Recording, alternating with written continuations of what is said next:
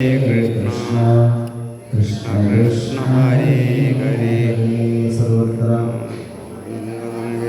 गोविन्द गोविन्द एकदन्तं महाकायं तप्तकाञ्चनसन्निभं लम्बोदरं विशालाक्षं वन्देऽहं गणनायकं संसारसागरे मग्नं धैर्यं मां करुणानिधे कर्मग्राहगृहीताङ्गं मामुद्धर भावनवाद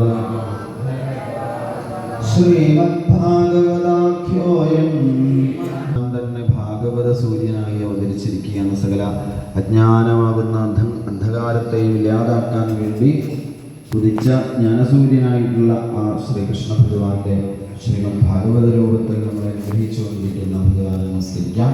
മനസ്സിലുള്ള എല്ലാ മനോരഥങ്ങളും ആഗ്രഹങ്ങളും മോഹനസ്വരൂപനായ ഭഗവാൻ സാധിപ്പിച്ചു തരണമെന്ന് പ്രാർത്ഥിക്കുന്ന ശ്ലോകം. മനോരഥോ മദീയോയം സഫല സർവധാ ത്വയാ നിർവിഘ്നേനൈവ കർത്തവ്യാ ദാസോഹം തവ കേശവ. ജീവിതത്തിൽ നമ്മൾ ഏറ്റെടുക്കുന്ന ഓരോ പ്രവൃത്തികളും ഫലത്തോടു കൂടിയുള്ളതായി തീരണമെങ്കിൽ ഗുരുനാഥന്മാരുടെ അനുഗ്രഹം കൊണ്ട് മാത്രമേ സാധിക്കുള്ളൂ. ഇവിടെ എല്ലാ ഗുരുനാഥന്മാരുടെയും ഗുരുനാഥനായി ശോഭിക്കുന്ന സാക്ഷാൽ ശ്രീ ശിവഗുരു ഋഷിയെ നമസ്കരിക്കുക. ശുകരൂപ പ്രബോധജ്ഞ സർവശാസ്ത്ര വിശാരദ ഏതൽകഥാ പ്രകാശേന മദജ്ഞാനം വിനാശയാ ഭൂതനാഥ സദാനന്ദ സർവഭൂതദയാപര രക്ഷ രക്ഷ മഹാബാഹോ ശാസ്ത്രേ തുഭ്യം നമോ നമഃ.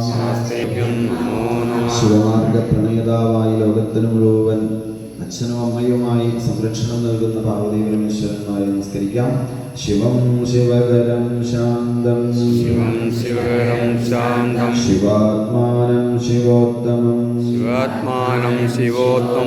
ശിവമാർഗപ്രണേതാരം പ്രണതോസ്മി സദാശിവം സർവമംഗളമംഗല്യേ ശിവേ സർവാർത്ഥസാധികേ